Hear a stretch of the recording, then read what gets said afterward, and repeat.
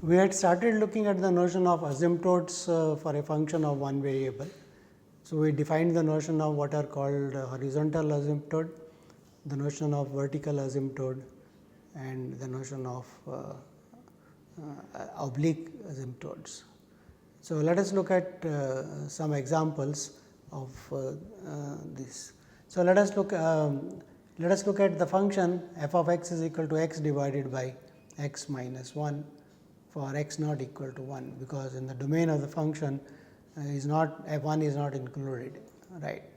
So, clearly as x approaches the value 1 from the left or from the right, either way, right, then this difference x minus 1 becomes, if x is bigger than 1 and approaches 1, then this becomes positive and very, very small. So, this will go to plus infinity, and if x is approaching from the left side of minus 1, then this value will become negative and very, very small. So, this quotient will go to minus infinity. That means what? This will become very, very small, but very, very large and a negative number. Okay. So, we write this as limit x going to 1 plus, that means from the right side of 1 is equal to plus infinity, and limit of x going to 1 from the left side is equal to minus infinity.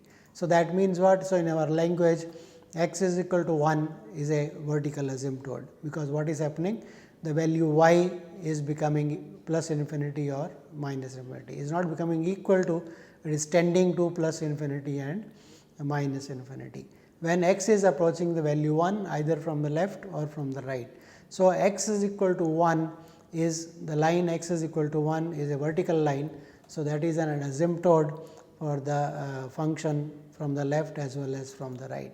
So, one can also if you look at f of x minus 1, okay, then it is equal to 1 over x minus 1, that goes to 0 as x goes to plus infinity, and similarly it goes to 0 if x goes to minus infinity. So, what does that mean? That means as x goes to plus infinity or x goes to minus infinity, y is becoming 0. So, that means what? That means the line y equal to 0, that is the x axis is a horizontal asymptote for this is minus 1, sorry, not equal to 0, f x minus 1, that is going to 0. That means, f x is approaching the value 1 from the left as well as from the right. So, y equal to 1 or one could have written that this limit is equal to okay.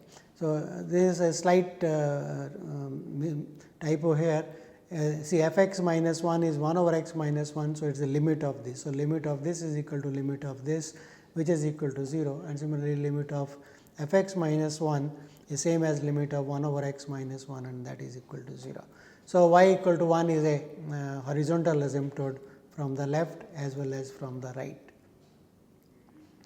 So, we can look at this function slightly more explicitly, that if we look at the derivative of this function, okay, so that is minus 1 by 1 over x minus 1 whole square, which is less than 0. So, that means what? That means f is strictly decreasing in the interval minus infinity to 1 and 1 to infinity. And similarly, if you look at the second derivative of this, then this comes out to be this quantity. You should check that second derivative comes out this. So, which is less than 0 for x less than 1, right. So, implying it is strictly concave downward in the interval minus 1 to 1, because the nature of the second derivative gives you concavity or convexity. And for x bigger than 1, this will be positive. So, it is concave upward in that inverse. So, this data can be all combined together to plot a graph of the function. So, this is the graph of the function we saw, right, that there is a, this line is not plotted here, it should have been a line here, that is x is equal to minus 1 is a line which is the vertical asymptote, and as you approach plus infinity or minus infinity, right. So, that is looking at that. So, for this is concave up in the portion less than -1 and bigger than -1 it is concave down. So, this is the graph of the function. Let us look at we defined the horizontal asymptotes, we defined the vertical asymptotes. There could be a line which is not either horizontal or vertical, but the function may be approaching that value as you approach x becomes plus infinity or minus infinity. So, we define what is called a oblique asymptote. So, a line y is equal to a x plus b, right, is called a oblique asymptote to the graph of the function, that is y equal to f of x, if you subtract f x minus a x plus b and x goes to infinity and that is equal to 0. This is what we actually did in the previous example also. We had, instead of this, we had the vertical line where it was equal to 1. Okay. So, yeah. So, let us look at what is called oblique asymptote. So, y equal to a x plus b is called oblique asymptote if the difference between f x and that line goes to 0 as x goes to plus infinity. So, that is same as saying that the graph f x approaches the line y equal to a x plus b as x approaches plus infinity.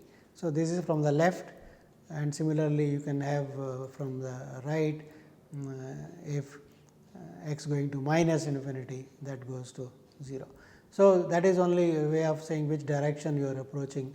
So, from the left or from the right, but the function is approaching the line a x plus b. So, that is what is called oblique asymptote as x approaches minus infinity. So, basic idea is you are approaching some value or some line as you approach plus infinity or minus infinity. So, the difference becomes smaller, distance between them. So, approach is plus infinity or minus infinity accordingly. So, these are called oblique asymptotes. I think the best is to look at some examples to illustrate this. So, let us look at an example of a function f of x, which is x square minus 1 divided by 2x plus 4. Of course, 2x plus 4 should not be equal to 0.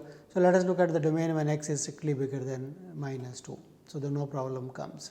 So, in this domain, let us write this function as by using a bit of algebra, we can divide x square minus 1 by this actually, and you can write it as x by 2 minus 1 plus 3 divided by 2x plus 4. This is like something like a division of numbers. So, this is the value, the quotient plus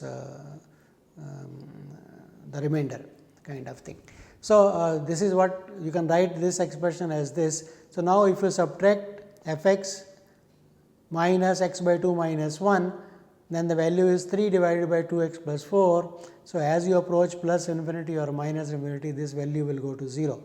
So, that will mean that the line y equal to x by 2 minus 1 is a oblique asymptote for the graph of the function. So, that is what we write here, the limit of this or the limit of this minus, right. So, this minus this, that is limit of this quantity is equal to 0 as x goes to plus infinity or minus infinity.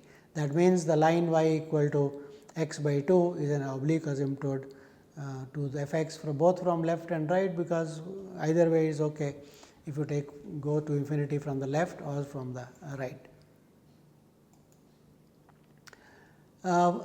Moreover, as x goes to minus 2, this becomes 0, because as you approach, this becomes smaller and smaller. So, this becomes 0. So, this limit is 0.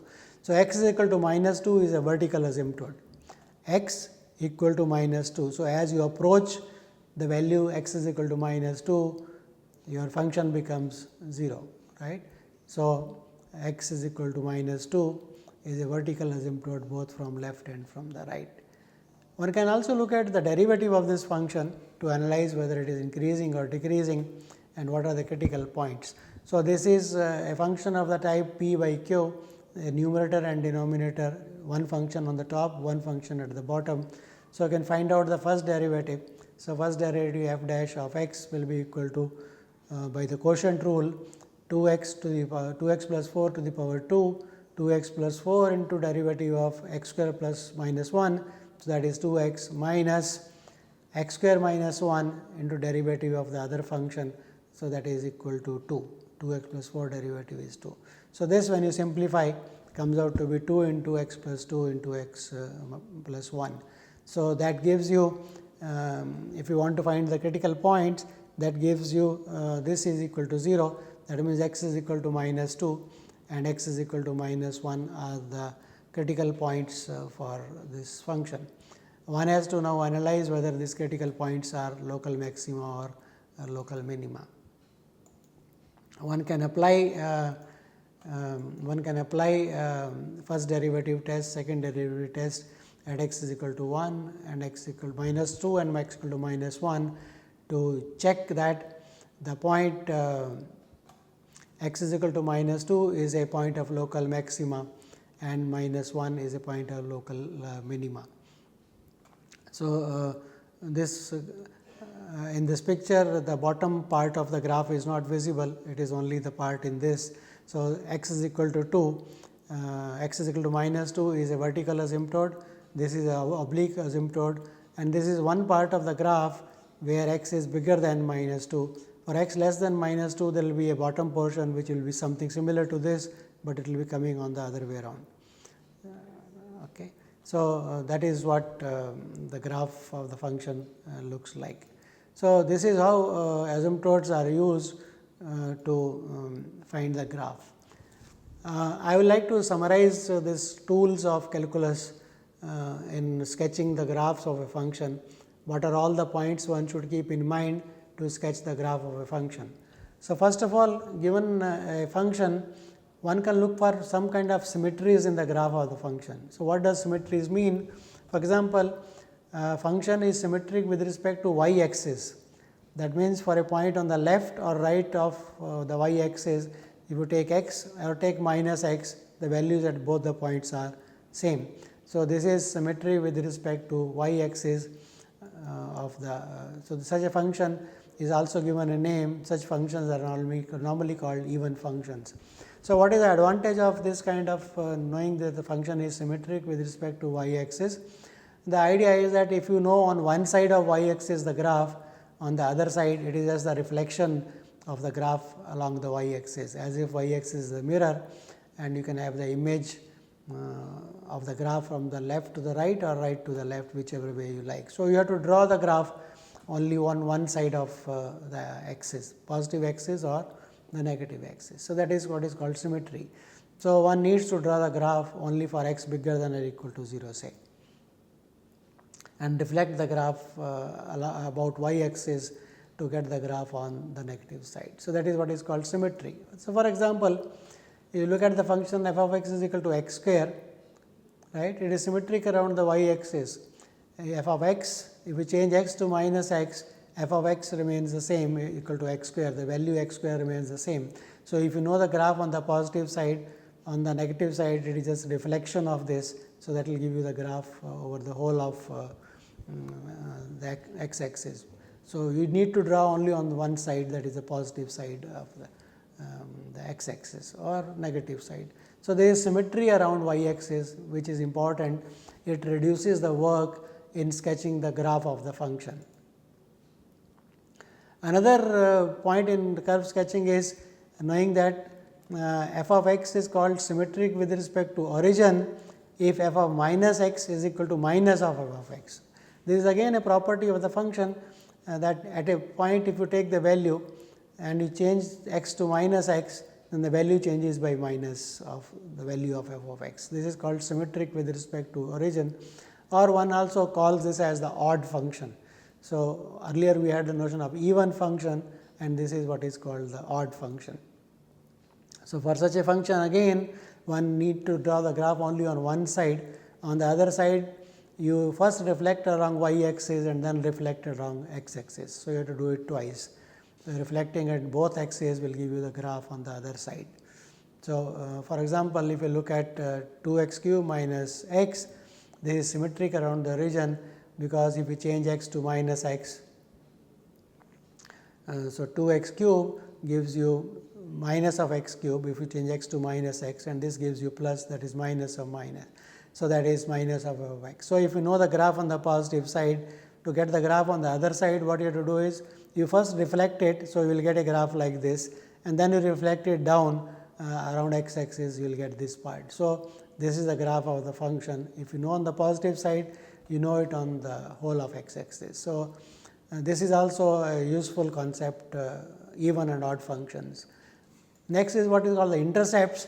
So, where does the graph cut y axis and x axis? So, if y equal to f x is a function, say that f of x is equal to 0, what is f of x, that is y. So, y equal to 0. Called the zeros of the function are called the x intercepts. So, those values which give you 0, right, y becomes 0, that means points on the x axis through which the graph of the function has to cross. So, that is what is called the x intercepts. So, point x comma 0 will lie on the graph for all values of x for which this is true. And you can also have the intercept on the y axis, that means on the y axis x is equal to 0. So, if you put x is equal to 0 and compute the value y, that gives you the y intercept. So, the graph will pass through the point 0 comma f of 0, that is a point on the graph of the function which cuts the y axis at the point f of 0. So, that is a, so you get points through which the graph should pass. Can have more than the function can have more than x intercept, but it will have only one y intercept because it is a function. So, a function crosses y axis only at one point at the most. It cannot cross at more than one point because it is a function, but it can cross x axis at more than one point. So, example, for example, 2x minus 2x cube minus 3 minus x, you put it equal to 0. So, you get x into 2x square minus 1. So, x is equal to 0 and x is equal to plus minus 1 over square root 2 are the values. So, the graph passes through the points 0 comma 0 plus 1 over square root 2 comma 0 and minus 1 over 2 square root comma 0. The y intercept the y intercept is y equal to 0, because when you put x is equal to 0, you get y equal to 0. So, it passes through the point 0 0. So, these are the points through which the function has to pass. There is something called periodicity, which is useful once you come across what are called trigonometric functions, but in any case let us define it. Periodicity means that there is a certain number p such the value of x plus p is equal to x for all points x in the domain of the function. P is fixed. So, in a sense that if you take the graph of the function in some interval say 0 to p, then you can go on repeating that interval graph again and again to get the graph everywhere. So, this is what is called the periodic function, and then p is called the periodicity of the function. So, one has to know the graph of the function in any interval of length p, and everywhere else it will be just a reproduction of that function again and translated next. So, for example, if this is the graph, then in the next portion you just that portion is put here, that portion is put here, that portion is put here, and so on. So, graph is repeated in every interval of length p. So, that is periodicity. So, what are the so these are the important things which one should keep in mind along with other calculus things that we have done. So, let us summarize all these things to draw the graph of a function. So, one should locate what is x intercept, what is y intercept, look for symmetry, is there any symmetry, is it an odd function or a even function, and look for periodicity, is there any periodicity in the function, look for continuity, whether the graph is continuous everywhere, are there any points where the function is discontinuous, what are discontinuities, what type of discontinuities are there, and so on. Then look at differentiability, whether the function has derivative everywhere, what is the nature of the first derivative, what are the points where the first derivative is equal to 0, critical points, first derivative positive or negative gives you increasing, decreasing, nature of the second derivative will give you concave up, concave down and points of inflection. So, locate into those intervals where the first derivative is positive or negative, increase, decrease, critical points where derivative is equal to 0, second derivative will give you locate, first derivative can help you to locate whether the points of extrema are local maxima or local minima and so on, and the nature of the second derivative will give you whether the function is convex or concave, what are the intervals of convexity and concavity, and what are points of inflection. So, all this data, and along with you can look at what happens to the value of the function as x goes to plus infinity or minus infinity. You can also try to analyze horizontal asymptotes and this is what will give you a vertical asymptote. This will give you equal to plus infinity, minus infinity. This is the nature of the function as x goes to plus infinity or minus infinity. If it happens to be going to plus infinity, minus infinity, as x goes to plus, this goes to 0. So, the vertical asymptotes will be there, and oblique asymptotes you should find, and use all the above data to sketch the graph of a function. So, let us do one exercise. Let us look at a function y equal to f of x, which has the following properties, that f of x is equal to 0 for x is equal to minus 2 and x is equal to minus 1. That means, minus 2 comma 0 and minus 1 comma 0 are the points where which the graph will pass. Y intercept is plus 2, that means the graph will pass through the point 0 comma plus 2.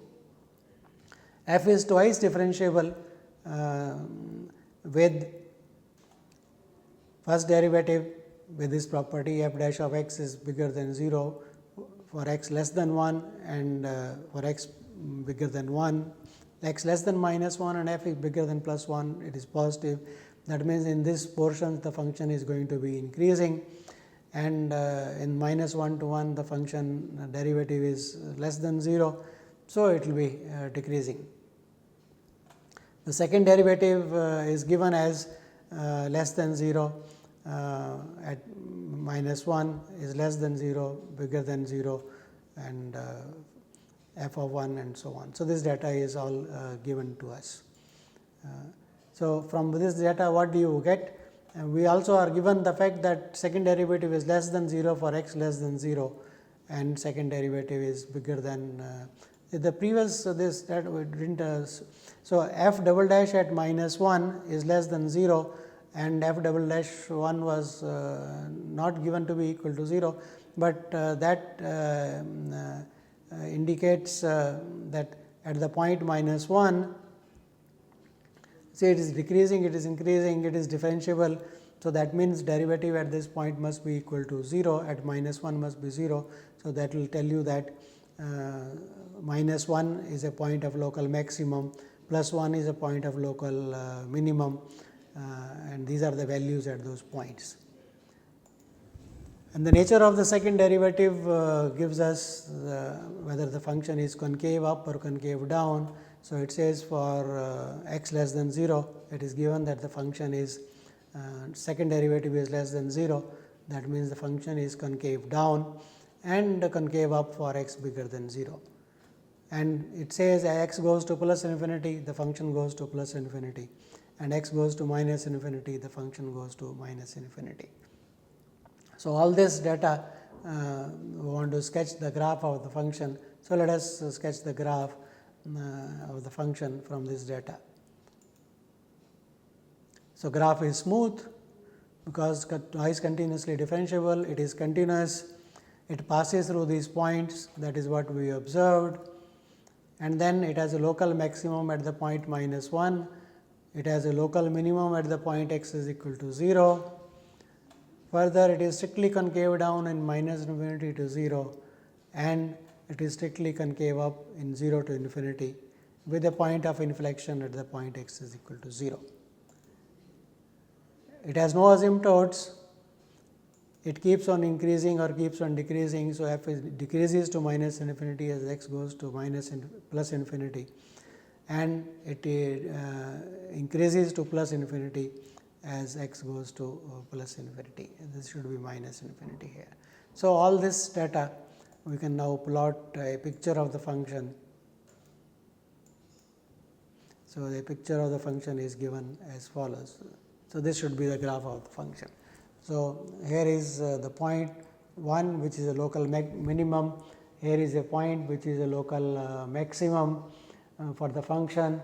It passes to the point -2 0, it passes to the point 1 0, keeps on increasing